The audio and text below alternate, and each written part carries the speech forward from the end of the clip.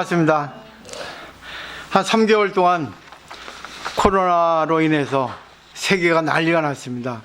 완전히 세상이 그냥 뒤바뀌었죠. 이 코로나로 인해서 이전의 세계로 돌아갈 수 있는 것은 뭐 좀 희박합니다. 근데 어느 누가 이 코로나가 올 줄 알았겠어요. 또 어느 누가 이렇게 세상이 급변이 바뀔 줄 누가 알았겠습니까? 아무도 모릅니다. 부처님만이 알고 계시겠죠. 그래서 오늘은 법화경에 있는 내용을 전해드리고 싶어서 조금 번역을 해서 가져왔습니다. 불교는 종교예요. 종교는 신의 가르침입니다. 말하면 신이라고 하는 것은 우주의 대생명, 우주의 에너지, 그걸 인격화시킨 거죠. 그러니까 인간이 알 수 있는 범위가 아니라 인간을 초월한 범위에서 생각하고 받아들이면 조금 이해가 될 거예요. 그러니까 종교를 의지하는 데 있어서 사람들이 종교를 간과하고 그냥 종교를 학문적으로 그냥 글만 이렇게 보고 있거든요. 그러니까 공부를 한 사람들이 어떻게 보면은 더 나빠지고 있어요. 공부를 한 사람이 좋아진 사람은 많이 없고, 조금 공부를 했다고 교만합니다. 자기는 다 알았다는 듯이 말만 가지고 그래요. 그리고 시비 분별을 가리고, 그리고 받아내지 못하고, 그걸 활용하지 못하고, 상대도 죽이고 자기도 죽고 이러거든요. 그래서 오늘 공부를 통해서 이제는 살아갈 날보다 이제 죽을 날이 얼마 더 남지 않았어요. 그죠? 살아온 날이 많지 이제 살아갈 날은 별로 남지 않았다는 얘기죠. 그렇기 때문에 얼마 남지 않은 거 보너스 인생을 생각하시고 정말 행복하게 한번 살아보시면 좋을 것 같아요. 그거를 이제 한번 법화경에서 배워보도록 하겠습니다. 자, 프린트를 보셔야 됩니다. 그러지만이 이 경전에 있는 내용을 제가 번역을 해온 거거든요. 법화경은 28품인데 서론이라 할 수 있는 서품에서는 부처님이 설법을 하지 않고 전생의 얘기를 하십니다. 그러니까 이 법화경은 우주의 진리입니다. 우주의 진리는 과거, 현재, 미래, 무한한 시간, 무한한 공간이 우주이기 때문에 이 우주를 안다는 것은 신밖에 알 수 없습니다. 근데 인간이 그럼 어떻게 알아야 되는가 하는 것을 오늘 배우셔야 돼요. 그래서 서품의 무량의처 삼매에 들어가 계신 석가모니 부처님은 드디어 삼매로부터 나와서 사립을 상대로 설법을 시작하십니다. 묘법연화경 방편품 제의는 그렇게 시작을 합니다. 그 밑에 1번이 원문이고 밑에는 번역이에요. 그때 석가세조는 조용히 삼매에서 나오셔서 사리불에게 말씀하셨어요. 모든 부처님의 지혜는 참으로 심오하고 해할 수 없는 것이다. 그의 지혜의 본문은 난해하여 들어가기 어려워 성문이나 벽집이라고 한 소수의 무리가 알 수 없는 것이다. 여기 보시면 모든 부처님의 지혜는 너무 심오해서 너무 난해해서 알 수가 없어요. 근데 우리들이 일반적으로 알고 있는 성문 벽지불은 큰 스님들입니다. 큰 스님들도 이 부처님의 지혜는, 부처님의 심오한 진리는 알 수 없다는 겁니다. 이렇게 말씀하고 계세요. 법화경은 스님들이 이 경전을 보고 들을 때 화가 나지 않겠습니까? 아니 무슨 소리, 우리는 공부 다 했는데 세상의 모든 집착을 떠나고 모든 속박에서 해탈했는데 무슨 소리 하고 있어, 그러지 않겠습니까? 그렇기 때문에 법화경을 배워보면 불교가 너무나 넓다는 거, 그리고 법화경이 너무나 무량하다는 거, 너무나 끝이 없다는 거, 이걸 알 수 있습니다. 그러니까 이런 걸 배우지 않고서는 한낱 말에 불과합니다. 자기 지식에 불과하는 거예요. 결국 법화경은 대승경전인데 소승경전, 출가수행자, 전무수행자, 아주 청장에 사시는 큰 스님들에게 지금 싸움을 걸고 있는 겁니다. 그 다음에 보세요. 이유를 대죠. 왜냐하면 부처님은 일찍이 백천만억이라고 하는 무수한 재불 모든 부처님에게 친히 배우고 제불, 모든 부처님이 가르치는 불도대생을 전부 실천했다는 거죠. 그러니까 부처님이 부처님한테 배우고 부처님이 부처님한테 준 겁니다. 그러니까 부처님과 부처님의 경지되지 않으면 모른다는 겁니다. 그러니까 스님들은 알 수 없다는 거죠. 용맹 과감하게 정진하여 그 명성을 알려지고 일찍이 세상에 알려진 일이 없던 심오한 진리를 성취하시고 그것을 사람들의 근기에 응해서 설하신 것이기 때문에 그 진리가 어디에 있는가를 이해하는 것이 어렵다. 사람들의 근기, 결국은 방편이란 얘기입니다. 성질 능력. 그러니까 불교는 방편이에요. 상대에게 맞게 했기 때문에 그 진심, 본심은 어디에 있는가 모릅니다. 아주 심오합니다, 불교는. 이게 대승불교예요. 그래서 요 1번 문장을 보시고, 아, 법화경은 정말 심오한 거구나. 심들 경지 갖고는 안 되는구나. 무한한 정말 가르침이구나. 우리가 이해할 수 없는 게 있구나 생각하시면 돼요. 그 다음에 보세요. 두 번째. 사리부라 나는 성불한 이래로 지금까지 여러 가지 인연과 비유로 말에 의한 가르침을 설하고 여러 가지 방편으로 중생을 인도하고 집착해서 떠나게 해왔다 그랬습니다. 우주의 진리는 말로 설명할 수 없어요. 근데 지금 우주의 진리를 말로 설명하고 있습니다. 말로 설명할 수 없는 거를 말로 설명하지 않으면 말로 설명할 수 없다는 것도 우리가 알 수 없거든요. 일반적인 말로는 언어도단이라 그래요. 말로 할 수 없어. 말의 길이 끊어졌습니다. 도저히 말로 할 수 없어. 어떻게 표현할지 모르겠어. 근데도 근사치에 가깝게 우리가 표현을 합니다. 아, 나 죽고 싶다든가. 아, 속이 뒤틀린다거나. 그렇게 표현하잖아요. 어떻게 속이 뒤틀리니? 말도 안 되는 소리 하지 마. 피가 거꾸로 솟는다. 말이 안 되잖아요. 그렇게 표현하면서 내 마음을 표현합니다. 그렇기 때문에 이 말이라는 거는 공이에요. 공이라는 거는 이렇게도 받아들일 수 있고 저렇게도 받아들일 수 있어요. 상대가 사랑합니다 한 말을 가지고 내가 좋게 받아들일 수 있고 나쁘게 받아들일 수 있습니다. 그러니까 말은 공이에요. 그 말은 언어도단. 말은 우리가 표현할 수 있는 게 거의 없어요.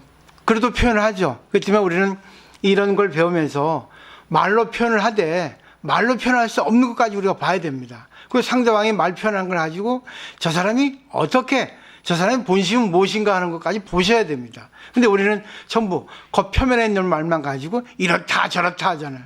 진짜 상대방이 무슨 말을 하고 있는가, 무엇을 나에게 얘기하고 싶어 하는가를 알아야 되는데 말에 걸리잖아요. 그러니까 상대가 나를 위해서 조금 지적해 주는데 화를 내잖아요. 네가 뭔데 나한테 지적하냐 그거죠. 근데 이런 이치를 알면은 말 속에 들어있는 그 아름다움, 말 속에 들어있는 그 정성을 보고 고맙다, 나한테 네가 나를 좋아하니까, 나를 사랑하니까 이렇게 지적해 주는구나 받아들일 수 있거든요. 우리가 보세요. 관계할 때 나를 가르치고 나보다 말 잘하면 싫어하거든요. 근데 그 사람이 오히려 나를 성장시켜 준 사람이에요. 그 사람이 나에게 뭔가를 가르쳐 주잖아요. 나는 저렇게 말하지 말아야 되겠다. 저 사람 말에도 일리가 있네. 나한테 없는 것, 나한테 있는 것도 상대방의 그 태도, 말에 의해서 내가 뭔가를 배울 수 있단 말입니다. 이렇게 돼야 되는데 많은 사람들은 대화할 때 그냥 건성건성합니다. 그러니까 세상에 진실이 없어지는 거예요. 근데 어떻게 부처님 지혜를 알 수 있겠어요? 알 수 없습니다. 근데 이번 단락에 보시면 부처님이 법화경에서 우주의 진리를 말로 할 수 없는데 우주의 진리를 인연과 비유로 그리고 방편으로 말의 가르침으로 설해왔다는 겁니다. 이걸 패러독스라 하잖아요. 그리고 프랑스 그 철학자, 수학자 러셀이라는 사람이 개형 이론을 냈어요. 한국말로 설명할 수 없는데 한국말로 설명했다. 한국말로 설명할 수 없는 것을 일본말로 설명했다. 영어로 설명했다. 결국은 말로 할 수 없는 걸 말로 설명하는 경우 있죠. 그죠? 말도 안 되는 설명을 할 때 그거를 내가 꿰찰 수 있어야 됩니다. 예를 들면 어떤 거 있어요. 말로 설명할 수 없는 거. 말로 설명할 수 없는 거야. 근데 말로 설명하고 있잖아요. 말로 설명할 수 없는 걸 들으면서 그 말 속에 들어있는 걸 깨닫지 않습니까? 여러 가지 타입을 의지해서, 그렇기 때문에 우리가 어떻게 해서라도 어떤 궁리를 하고 어떤 형식을 취해서라도 내가 말을 구사해서 상대방에게 깨닫게 해주는 게 방편입니다. 상대방이 깨닫든 깨닫지 않든 그건 관계없습니다. 내가 하는 거야. 내 공부니까. 왜? 세상은 말에 의해서, 인간은 언어의 동물이잖아요. 말의 동물이잖아요. 또 도구를 사용하잖아요. 그렇기 때문에 우리가 말을 사용할 수 있어야 됩니다. 말이 진리입니다.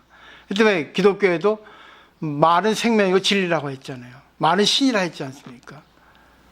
말로 설명할 수 없는 것을 말로 설명할 수 있어야 됩니다. 그게 방편력이에요. 지도자는 방편력이 있어야 되는데 저는 자격 미달입니다. 암만 생각해도 방편력이 없어요.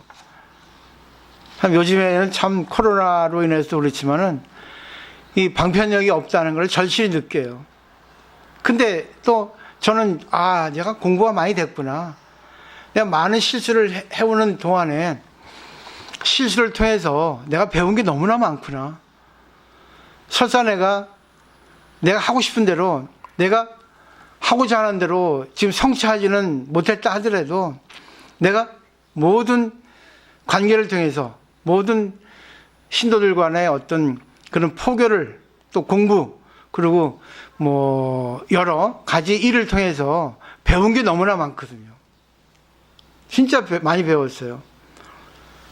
내가 61살까지 살아오면서 아마 이 단나사에서 10년 동안에 이때가 가장 많은 공부가 됐다고 생각해요. 최고입니다. 그다음에 3번 단락이 보세요. 이렇게 얘기하니까 이제 사립을 비롯한 큰 스님들이 깜짝 놀라는 거예요. 우리는 다 깨달았는데 무슨 저렇게 방편이었고 우리한테 맞게 하셨단 말이죠. 그렇게 생각하고 있었을 거예요. 근데 부처님도 그걸 알고 세 번째 단락에는 그만두자 사립을요. 말해도 안 된다는 거죠. 왜냐하면 부처가 깨달은 진리는 최고로 비교할 것이 없고 사람들이 이해할 수 있는 것은 아니다. 오직 부처만이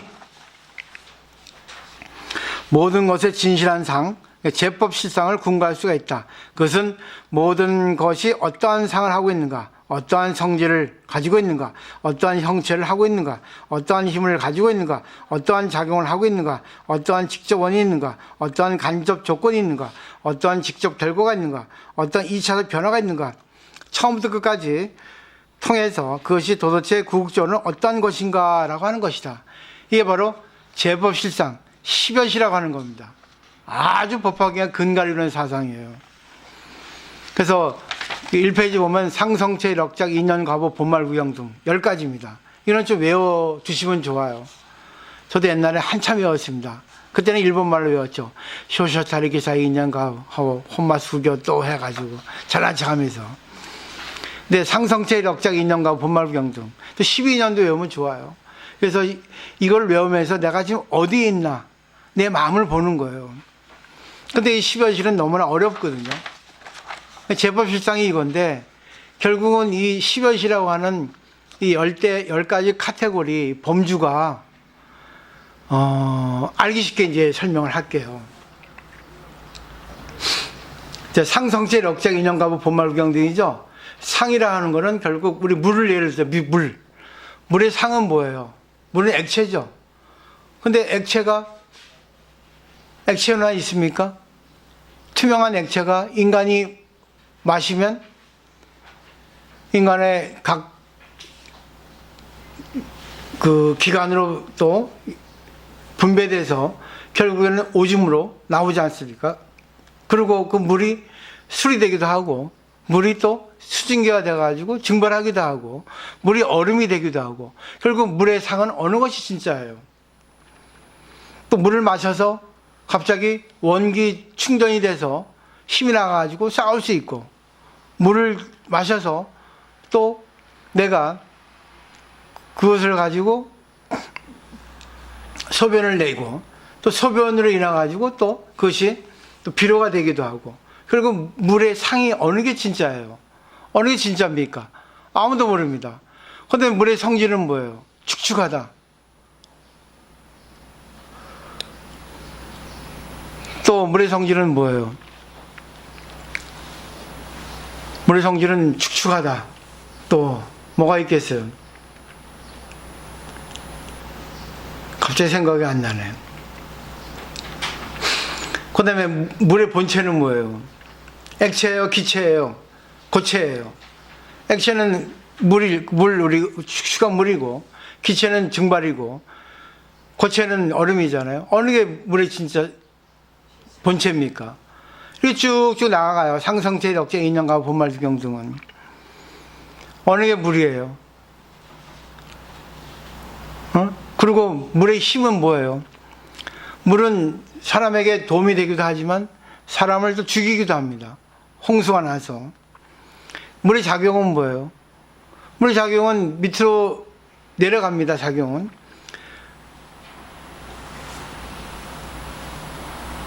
근데 그 무슨 현상이에요? 그거?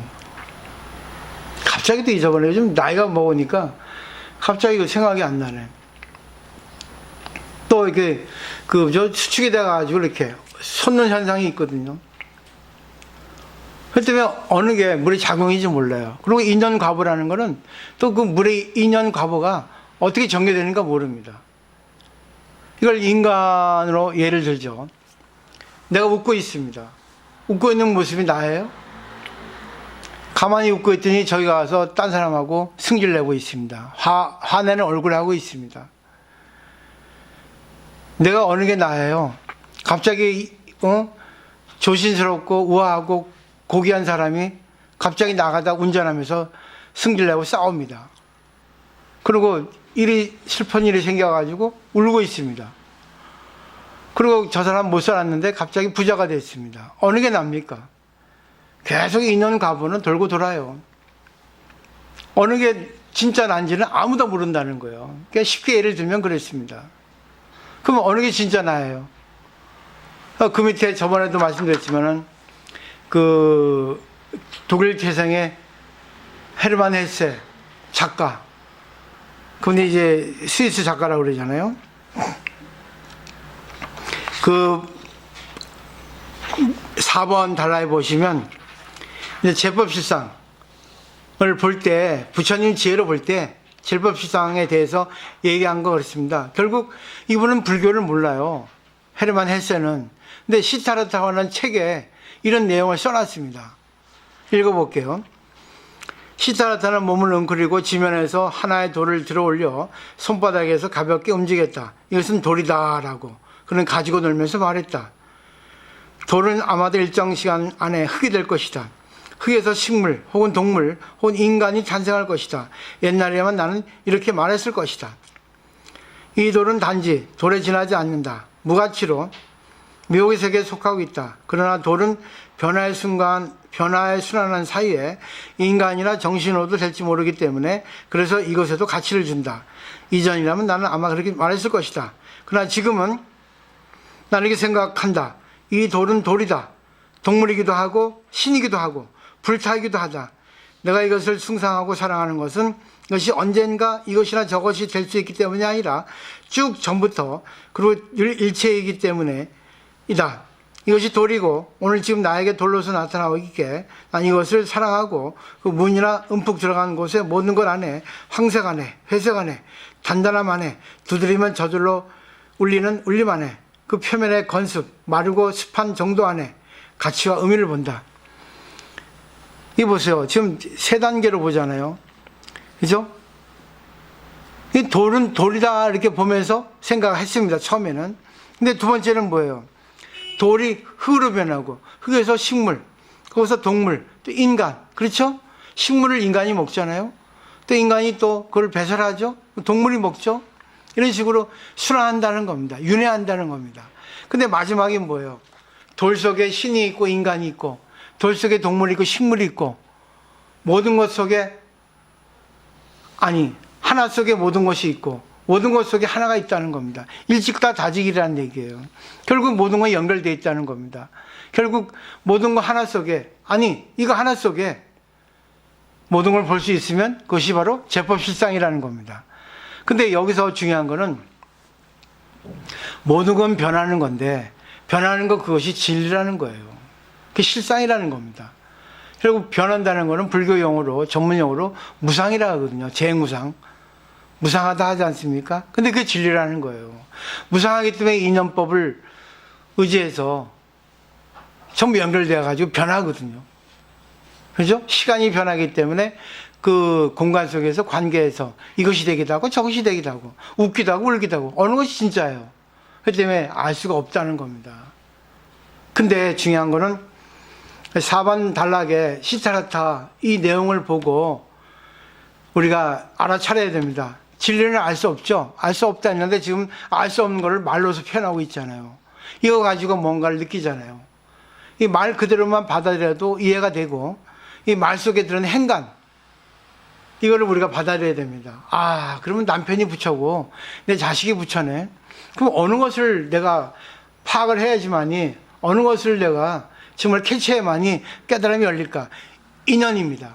그 한순간이에요. 지금 나하고 남편하고 관계하고 있다. 남편이 화를 내고 있다. 왜 화를 낼까? 그럼 남편은 화를 내는 원인을 제공하죠? 그럼 내가 화를 받아들이면 화를 내가 받아서 화를 내게 하는 연이 되잖아. 그 인연 관계가 성립되면 결과가 나오는 거예요. 그럼 결국은 뭐예요? 둘이 인연이 같아서 싸운다. 결과가 싸운다. 그거예요. 근데 싸우고 나서 이혼했다. 이게 보호예요. 과보. 과보도 둘로 나누면 더 상세합니다. 근데 남편하고 나하고 맞이하고 있는데 남편이 사업이 안 된다고 화를 낸다.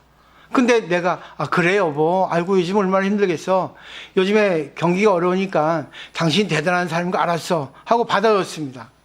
그러면 상대가 화를 내는 원인을 심어도 내가 받아들이는 연이 돼주니까 그 인을 먹어버리니까 거기서 결과가 싸우는 결과는 나오지 않습니다. 싸우는 결과는 나오지 않고 여보 고마워. 나는 화가 났는데 당신한테 화풀이 했는데 당신은 나의 마음을 알고 받아줬네. 그래 고맙다. 나도 당신 없으면 못 살겠어. 그럼 오랜만에 오늘 외식 한번 하자. 콜을 하지만은 그러면 결과가 뭐예요? 외식을 하는 겁니다. 그리고 외식하면서 또 뭐예요? 또 싸울 수 있어. 그게 뭐야? 그러니까 결과에서 또 인연이 달라지면 싸울 수 있고 또 달라지면 그래. 그래 오늘 다이아몬드 1카라트 하나 사줄게. 이렇게 또 2차 변화가 생길 수 있습니다. 결국 누구로 인해서? 나로 인해서, 상대로 인해서 이렇게 되는 겁니다. 이거를 알면은 상대를 마음대로 할 수 있어요. 내 마음 내 마음대로 할 수 있어요. 근데 아무리 내가 조심하고 잘해도 상대가 못 받아들이면 그게 결과가 좋은 게 나올 수 없습니다. 근데 그것도 뭐예요? 제포실상이야. 좋은 결과가 나오지 않아도 관계없습니다. 좋은 결과가 나오지 않아도 뭐예요? 원인을 분석하는 게 아니에요. 내 탓이다. 상대 탓이 아니라 오늘의 인연은 이것이구나. 그러면 오늘은 서로가 싸웠으니까 뭔가 모르게 싸웠으니까 인연이다. 그러면 오늘의 인연은 오늘의 결과는 기분이 안 좋구나. 그러면 내가 이대로 내가 가자. 그리고 이 결과를 통해서 내가 제 2차 변화를 일으키자. 이게 보호거든요. 그럼 다시 인연을 바꾸든가 아니면 그냥 뭐예요? 그러면 이제 가만히 납두자. 저 사람이 화가 풀어질 때까지 납두자. 이러는 방법도 있고. 방법은 여러 가지예요. 그게 방편인 거예요. 상대를 좋게 만들기 위해서 순간 내가 여보 미안해 잘못했어. 이게 방편이 아니에요. 상대를 바꾸기 위해서 내가 좋은 수상 방법을 썼는데 그게 좋은 것 같은데 순간은 좋을지 모르지만 결과는 안 좋을 수가 있거든요. 저것이 봐라. 그러면서 남편이 또 화를 낼 수 있습니다. 처음에는 받아들이면서 좋을지 몰라도 순간 지나면 진실이 아니니까 안 좋을 수 있거든요. 그러니까 그거는 누가 하기 나름이에요. 자기가 상태를 보고 자기가 방편을 써야 됩니다. 그러니까 방편이라는 것은 거짓이 아닙니다. 진실이에요. 그때. 그러니까 결과에 집착해서 방편을 거짓으로 하면 안 됩니다. 결과에는 관계없이 내가 지금 이 순간에 어떻게 저 사람하고 관계해야지만이 지금 가장 좋을까? 그게 바로 방편인 거예요. 그러다 보면 그렇게 관계하면서 상대도 뭔가를 깨닫고 나도 깨닫고 순간 관계는 안 좋을지 모르지만, 결과는 안 좋을지 모르지만 그거를 통해서 뭔가를 또 깨달을 수 있거든요. 잘 생각하셔야 됩니다. 공부는 우리가 내가 공부했으니까 뭐든지 다 바꾸고 뭐든지 다 받아들인다 이렇게 착각을 하는데 아닙니다. 공부를 하면은 모든 걸 다 받아들이긴 받아들여요. 하지만 나도 인간이기 때문에 화가 납니다. 근데 화나는 순간은 왜 화가 날까? 이 순간은 화가 나는 순간이다. 그럼 이것도 제법실상이다. 진리다. 이렇게 받아들여야 됩니다. 화나는 것도 나쁘다고 보면 안 돼요. 오늘은 화나는 일진이구나 보는 겁니다. 그럼 화나면서 뭐야? 내가 할 거 다 하면 되는 거예요. 화를 없애기 위해서 노력하는 것도 좋지만 화나는 순간에도 화를 내도 괜찮은 거예요. 자기가 그때 알아서 하면 되는 겁니다. 그게 방편인 거예요.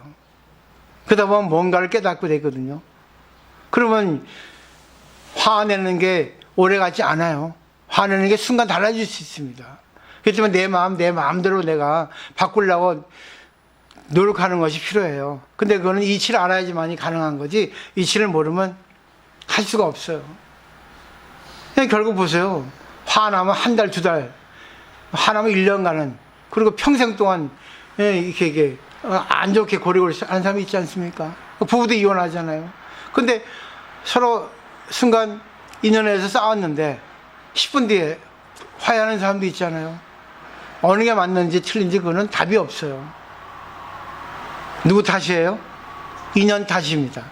근데 내가 일부러 그 상대하고 좋은 관계를 유지하기 위해서, 좋은 관계를 이루기 위해서 이렇게 하는 것도 좋지만 그걸 안 하고 그 순간 이렇게 관망하면서 자기 자신을 한번 뒤돌아보고 상대를 뒤돌아보고 또 나타나는 현상, 안 좋은 지금 관계에 있는 결과를 한번 뒤돌아보면 내 자신이 보입니다. 상대도 보이고. 그때 또 뭔가 답이 나와요. 그러니까 답은 한두 가지 아니라는 거 보시면 돼요. 내가 바뀌지 않으면 안 바뀌어요. 상대를 바꾸는 것도 좋아요. 내가 바뀌어서. 근데 상대를 안 바꿔도 괜찮아요. 내가 안 바뀌어서. 이걸 아셔야 됩니다. 불교는 무조건 좋은 것만이 불교가 아닙니다. 단지 내가 어떤 상황에 있어도 내가 그래 이것도 진리야. 그럼 내가 이런 상황에서, 예를 들면 아픈 상황에서 그럼 아픈 대로 살아가자 하는 거예요. 가난하면 가난한 대로 내가 행복을 찾자 그겁니다. 부자만 행복한 사람이 아니에요. 건강한 사람만 행복한 사람이 아닙니다. 아픈 데에도 행복을 내가 찾을 수 있고 가난해도 찾을 수 있단 말이죠. 그죠? 상대하고 관계가 안 좋아도 행복을 찾을 수 있습니다. 왜? 그 사람하고 관계 지금 안 좋지만 어느 순간은 달라지거든. 시점에 따라서. 그죠? 변하니까. 아니, 안 달라도 괜찮아요. 왜? 그래야지만이 서로가 행복해질 수 있다고 부처님은 주시는 거란 말입니다. 그러니까 제법실상은 유불여불, 오직 부처님과 부처님만이 아는 겁니다. 보살도 몰라요, 이거는.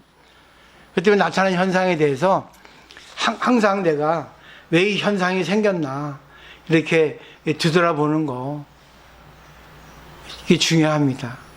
뒤돌아본다는 거는 진리를 뒤돌아보고 자기를 뒤돌아보고 상대를 뒤돌아보고 나타나는 현상을 뒤돌아보는 거예요. 그리고 살펴보는 거, 진리로. 왜 이런 현상이 생겼는가. 근데 상대 탓 돌리면 그건 안 돼요. 상대 탓도 있는데 내 탓도 있거든. 지금 경제가 어려운 거는 코로나 탓이죠.